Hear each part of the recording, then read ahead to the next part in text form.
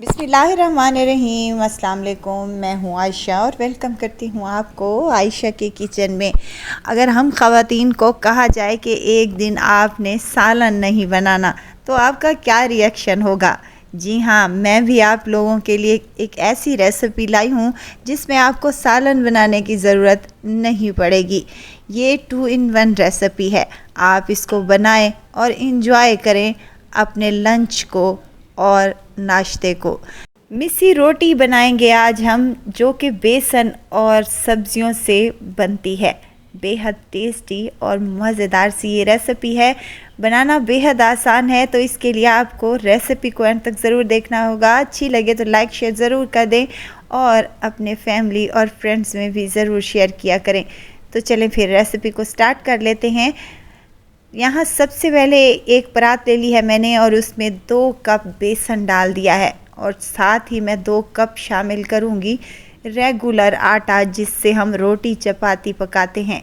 तो इसमें डालूँगी कुछ मिर्च मसाले, जिसमें नमक हाफ़ टेबल स्पून है, लाल मिर्च का पाउडर हाफ़ टेबल स्पून और हाफ़ टेबल स्पून ही कुटी हुई लाल मिर्चें हैं। हल्दी थोड़ी सी शामिल करूँगी अच्छे कलर के लिए, और यहाँ पर खुश्क धनिया का पाउडर 1 टेबल स्पून भरकर, अजवाइन भी शामिल करूँगी और साथ में ये मेरे पास है धनिया साबित है, हाथों पर मसल लें और इसमें शामिल कर दें। यकीन करें इसका टेस्ट 100 गुना बढ़ जाएगा। 1 चम्मच यहाँ पर मेरे पास है कसूरी मेथी, इससे भी टेस्ट बहुत ही अमेजिंग सा आता है। अगर आप नहीं डालना चाहते तो कसूरी मेथी को स्किप भी कर सकते हैं। अब बारी आती है कुछ सब्जियों की। टमाटर है यहाँ पर मेरे पास एक बड़े साइज़ का, जिसका मैंने बीज रिमूव कर दिया है और इसको छोटे छोटे से टुकड़ों में काट लिया है।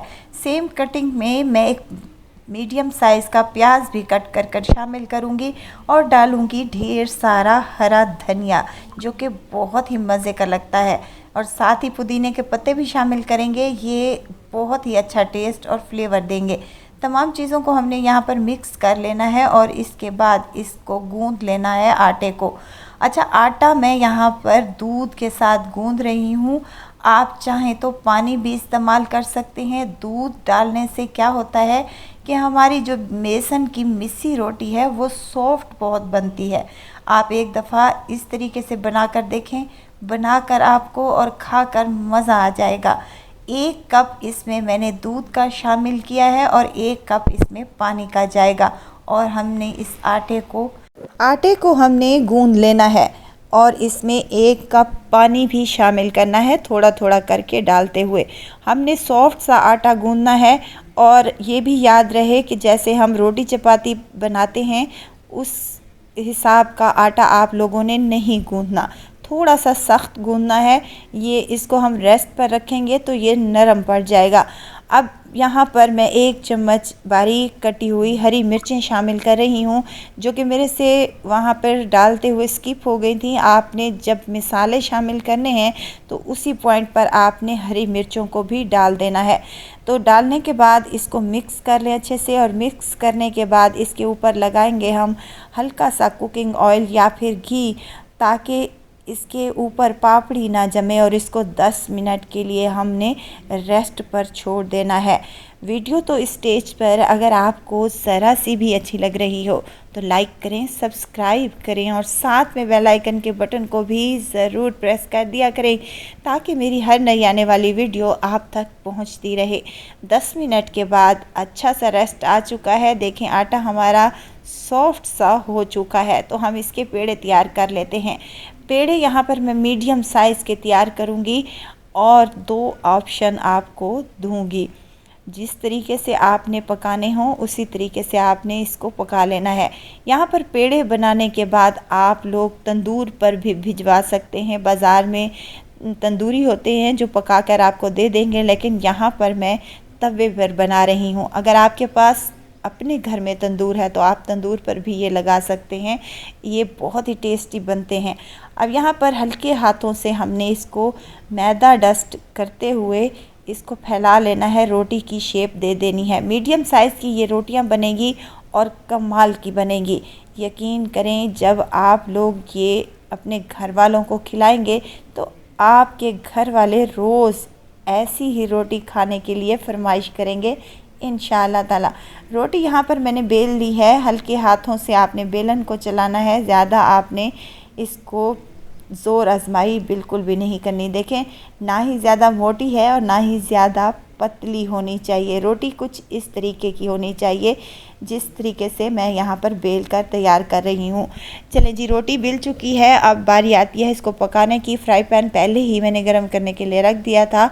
हल्का सा इसके ऊपर लगाएंगे कुकिंग ऑयल, घी या फिर मक्खन, जो भी आपके पास अवेलेबल हो आपने इस पर लगा देने हैं और डाल देनी है इसके ऊपर मिस्सी रोटी। हल्की सी कच्ची पक्की हो जाए तो हमने इसकी साइड को चेंज करना है और दूसरी साइड भी इसकी कच्ची पक्की पका लेनी है। और उसके बाद इस पर डालूंगी घी, मक्खन या फिर कुकिंग ऑयल, जो भी आपके पास अवेलेबल हो आप इस पर ऐड कर सकते हैं और इसको अच्छा सा गोल्डन सा कलर आने तक पका लेंगे। दोनों साइडों से हल्का हल्का सा घी लगाएंगे, मक्खन भी लगा सकते हैं, बहुत टेस्टी बनेगी। अब रोटी को दोनों साइडों से अच्छे से पका लें। कलर आने पर इसको हम उतार लेंगे।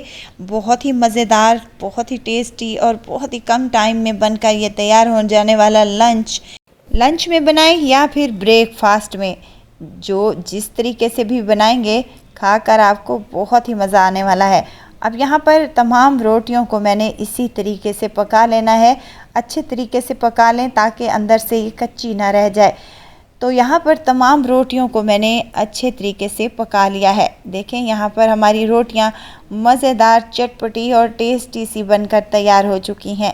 अगर आपको भी कम बजट और कम मेहनत में कुछ मज़ेदार और टेस्टी सा खाना है तो मेरी इस रेसिपी को एक बार तो ज़रूर ट्राई कीजिएगा। बहुत ही नरम और मुलायम सी ये रोटियां बनती हैं, खाकर आपको स्वाद आने वाला है। हरा धनिया और पुदीने की चटनी, साथ में मिल जाए लस्सी का गिलास और अचार, तो क्या ही बात है।